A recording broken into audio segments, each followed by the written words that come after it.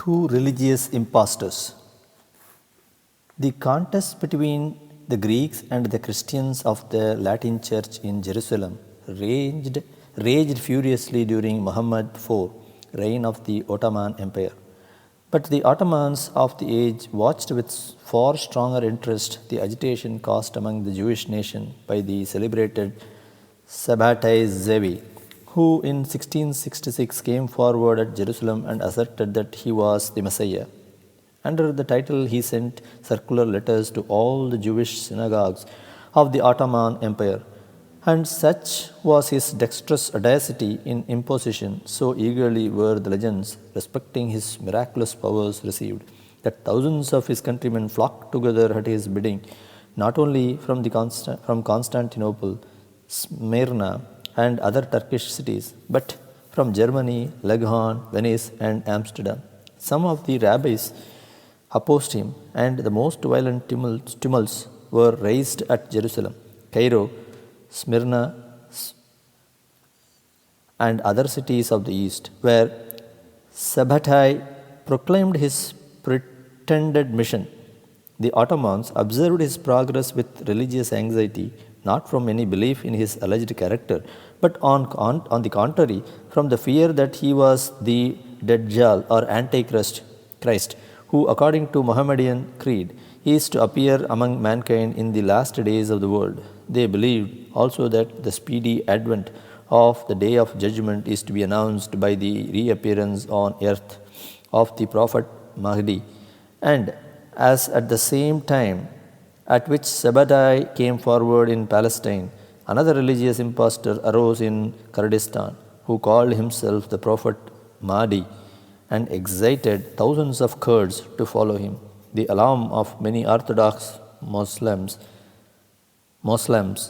at these combined signs of the end of the world was extreme.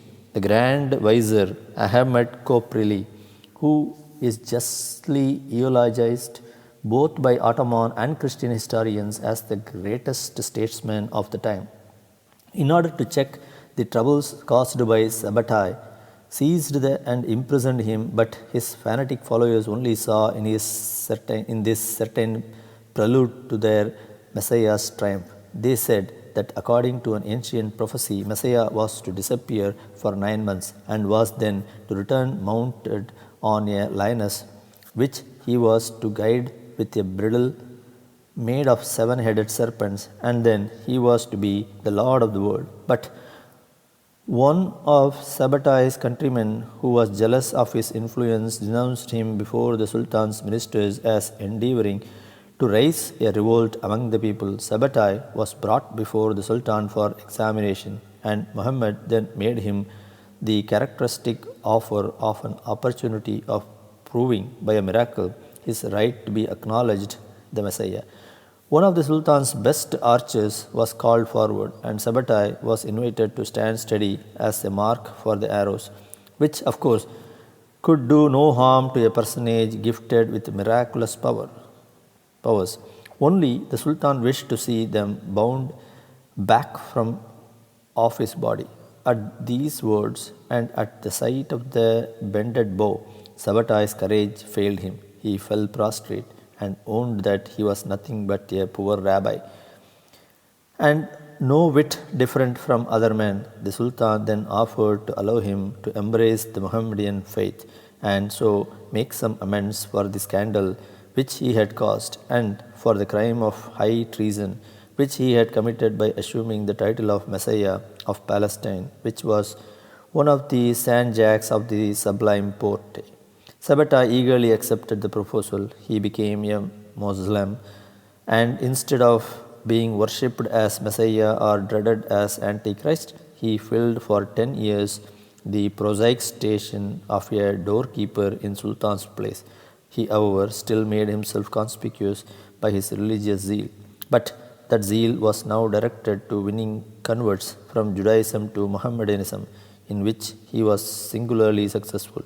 He was ultimately banished to Morea, where he died.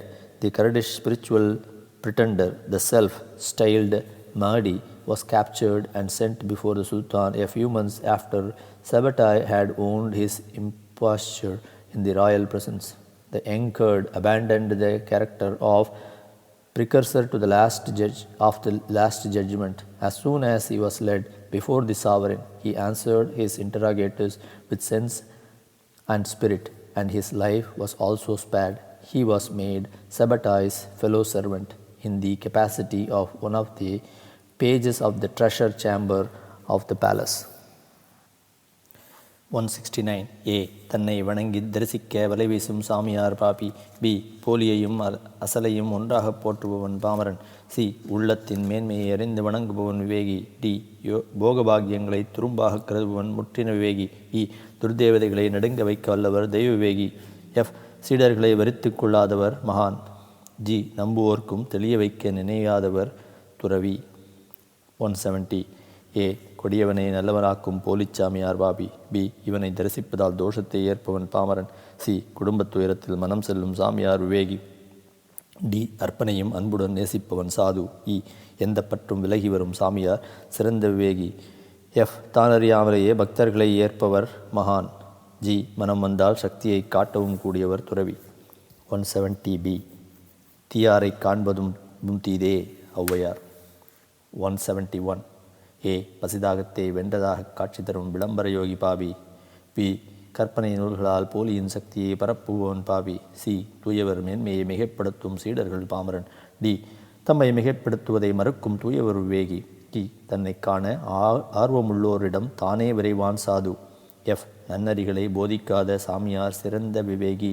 G. கலாச்சாரங்களுக்கு தேவையற்றவன் முற்றின Viveki. H. வேதாந்தத்தையும் போதிக்காதவர் மகான். ஐ. உட்புற உறுப்புகளுக்கு ஓய்வளித்து வருபவர் துறவி. 172. ஏ. தன்னை அவதாரமாக கூறி தரிசனம் காட்டுபவன் பாபி. பி. புத்த மதத்தை ஸ்தாபித்த அறிவாளிகள் பாமரன். சி. லௌகிக ஸ்தாபனங்களை நிறுவி வரும் ஆசிரமங்கள் பாமரன். டி. நவீனமாயினும் களங்கமற்ற ஆசிரமம் பாமரன். இ. ஒவ்வொரு நிலையிலும் ஏராள படிகள் என்பார் தெய்வ விவேகி. எஃப். மனு நீதிகளை கடைபிடித்த வேந்தர்களும் தெய்வ சாது. சி. வைஷ்ணவ மத்வ பிரிவினரின் சித்தாந்த நிலை மகான். எச். அத்வைதத்தையும் அடையக்கூடிய துவைதி துறவி.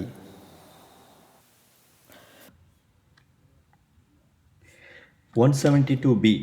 மகோன்னதமான நிலையில் விளங்கின மகத ராஜ்யத்தின் சக்கரவர்த்தியான பிம்பசாரனுடைய சிற்றரசர்களுள் கபிலவஸ்துவை ஆண்டு வந்த சுத்தோதனனுக்கு கிமு 560 சித்தார்த்தர் தனையனாக பிறந்தார். அவருக்கு வாலிப பருவம் வந்தவுடன் மகான்களைப் போலவும் ஞானிகளைப் போலவும் தானும் இயங்க வேண்டும் என்ற ஓர் ஆர்வம் தோன்றியது. சர்வ சக்திகளுக்கும் அதிபதியாயிருப்பது ஞானமாகும். இந்நிலையை ஓரளவு துறவிக்கும் ஒப்பிடலாம். எக்கணத்திலும் தெய்வத்தை தனது பக்கத்திலேயே அமர்த்தி கொண்டிருப்பது மகானின் நிலையாகும். இந்த பிந்திய நிலைக்கு ஆசாபாசங்கள் அனைத்தையும் அகற்றும் வைராக்கியம் அமைய வேண்டியதுடன் ஒவ்வொரு மூச்சுக்காற்றும் தெய்வ தியானத்தில் இயங்க வேண்டும். துறவி நிலையிலோ ஊன் உறக்கம் ஸ்நானம் பானம் போன்றவைகள் அனைத்தும் விலகிவிட வேண்டியதுடன் துப்பாக்கியால் சுட்டாலும் சாகக்கூடாது. நிற்க. நமது குடும்பத்தில் நம்மை காப்பாற்றும் ஓர் இளைஞன் இறந்துவிட்டால் அயல்நாட்டில் ஓர் ஜந்து இறந்து விட்டதைப் போல் நினைத்து கொள்ள வேண்டும். இருக்கும் பொருளையும் இழந்துவிட்டால் சந்தோஷமடைய வேண்டும்.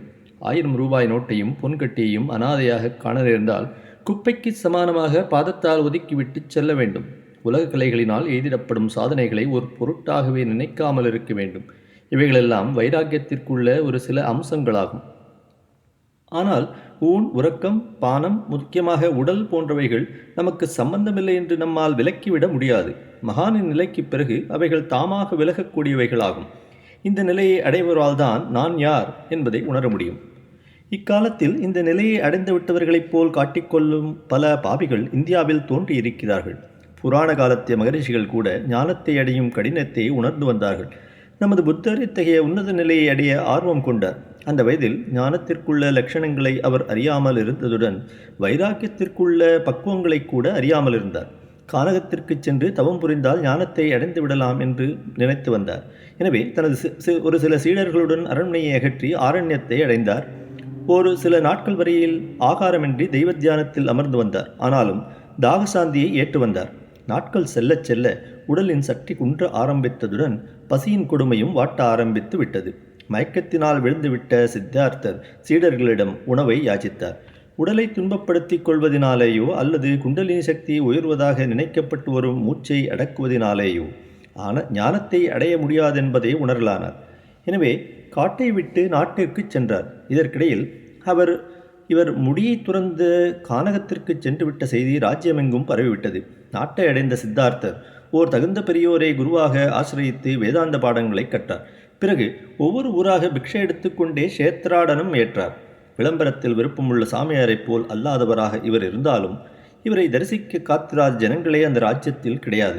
எனவே சத்தியம், தர்மம், அன்பு, அகிம்சை, தெய்வபக்தி போன்றவைகள் எக்காலத்திலும் நிலவ வேண்டும் என்பதை தன்னை தரிசிக்கும் பொதுமக்களிடையே போதித்து வந்தார். தெய்வங்களின் பேரில் இவருக்கு அபார பக்தி உண்டு. ஒரு சமயத்தில் ஓர் ஆலமரத்தடியில் அமர்ந்து தெய்வ தியானத்தை ஏற்று வந்த பொழுது இவருக்கு வைராக்கிய உணர்ச்சி உண்டாயிற்று. இத்தகைய ஓர் அருளின் மூலம் தெய்வீகம், வேதாந்தம் போன்றவைகளின் ரகசியங்களை மேலும் உணரலானார். கடைசியாக வாரணாசியில் வாசத்தை ஏற்று வந்த இவரிடத்தில் வேதாந்தத்தில் ஆர்வமுள்ள பலர் சீடர்களாக அமர்ந்தார்கள். சித்தார்த்தர் தெய்வ சாதுவின் நிலையை அடைந்தவராவர். அவர் ஓர் இந்துவாகத்தான் மறைந்தார். அதாவது கிறிஸ்துவ மதத்தையே அறியாத ஜீசஸ் எப்படி யூதராக இருந்தாரோ அதே விதமாக புத்த மதத்தையே அறியாத சித்தார்த்தர் இந்துவாகவே மறைந்தார். ஓர் இளவரசன் ராஜ்யத்தை துறந்த காரணத்தினால் அவருடைய வாழ்நாளிலேயே ஓர் பரந்த கீர்த்தியை அடைந்து விட்டார். சித்தார்த்தரை பற்றி H.G. Wells குறிப்பிடுவதாவது: The Indian teacher did not forget self. He concentrated upon it and sought to destroy it. All suffering, he taught, was due to the greedy desires of the individual.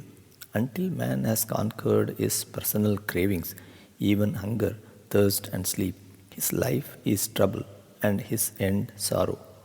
When they were overcome, when self had vanished altogether, then serenity of soul, nirvana, the highest good, was attained.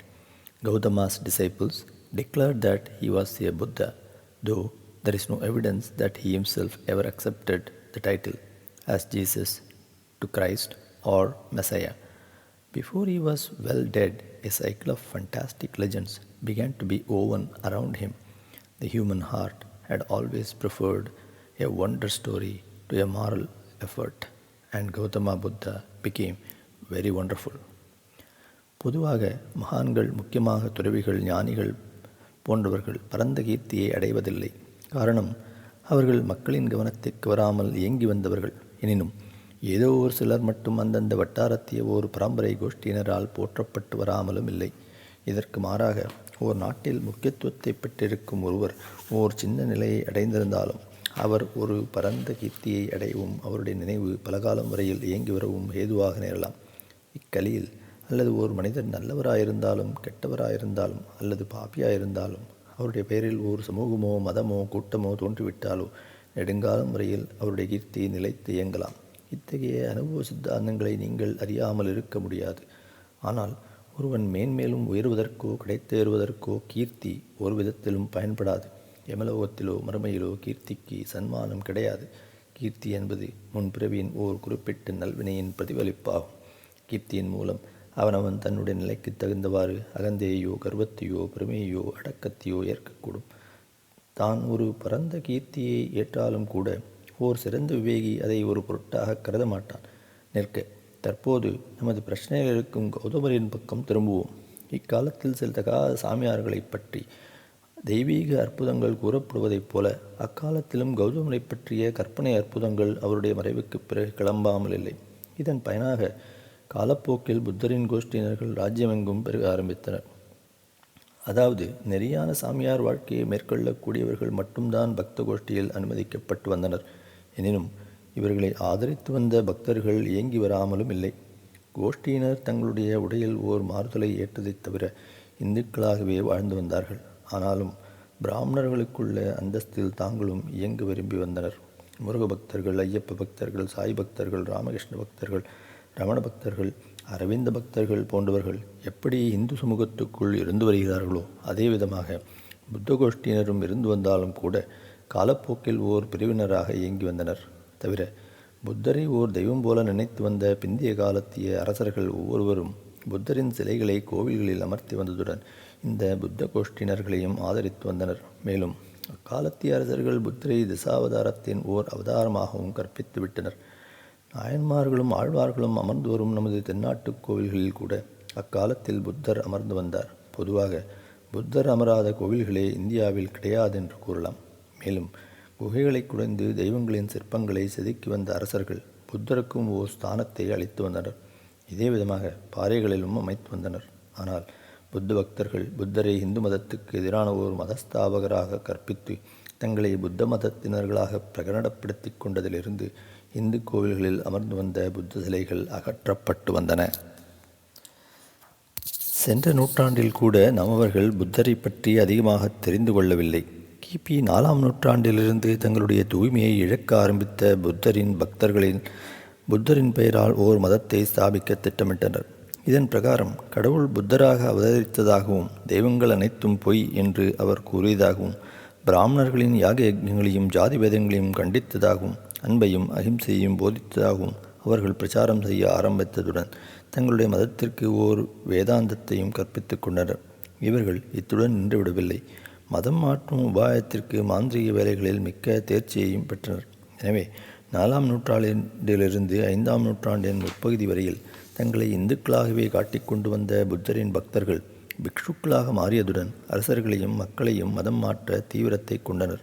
ஆம், கிபி 6ஆம் நூற்றாண்டில் இந்தியாவிலுள்ள பெரும்பாலான அரசர்கள் புத்த மதத்தினர்களாக காட்சியளித்தனர். எனினும் இந்த அரசர்களில் பெரும்பாலோர் மதம் மாறுவதற்கு மனமற்ற பிரஜைகளை நிர்பந்திக்கவோ இந்து கோவில்களில் பெரும்பாலும் தலையிடவோ மனம் கொள்ளவில்லை. நிற்க அசோகன் அக்காலத்திலேயே புத்த மதத்தியவராக விளங்கினதாக இந்த பிக்ஷுக்கள் பிரச்சாரம் செய்யவும் முற்பட்டனர். கிமு 269 சிம்மாசனமேறிய அசோகரை புத்திஸ்ட் கான்ஸ்டன்டைன் என்பதாக வர்ணிக்கப்பட்டிருக்கிறது.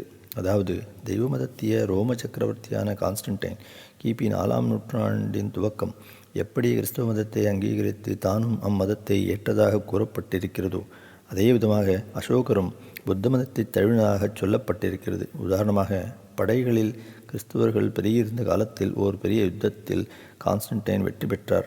ஆனால் பாதிரிமார்கள் இந்த வெற்றியை தாங்கள் ஆகாயத்தில் கண்ட சிலுவையின் சைன் ஆஃப் கிராஸ் லபாரம் மூலம் முன்கூட்டியே அறிந்து வைத்திருந்ததாகவும் அந்த காட்சியை சக்கரவர்த்தியும் கண்டிருக்கலாம் என்றும் கூறியதை அவர் ஒப்புக்கொண்டார்.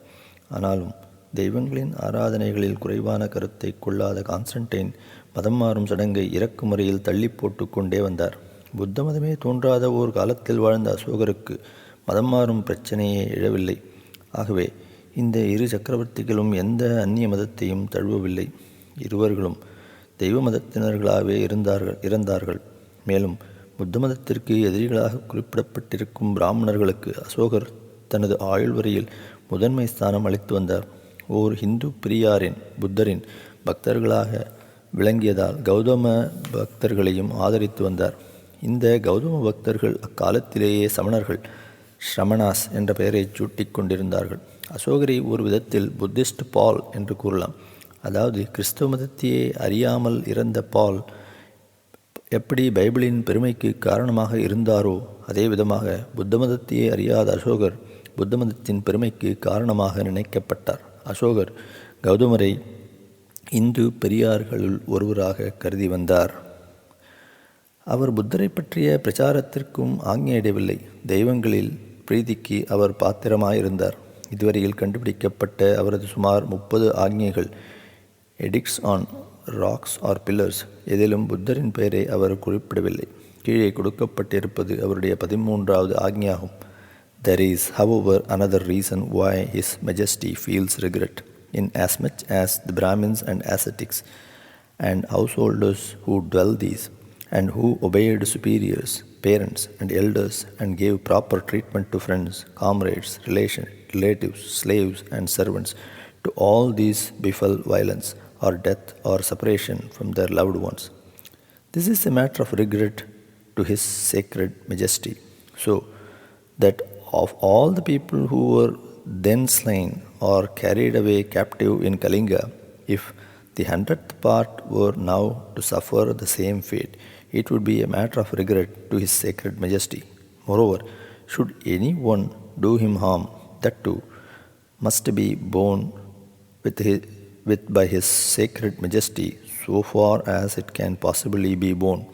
His Sacred Majesty even looks kindly upon the forest folk in his dominions and he seeks to make them think right. They are bidden to turn from their evil ways that they be not punished, because His Sacred Majesty desires for all beings security, self-control, peace of mind, and joyousness.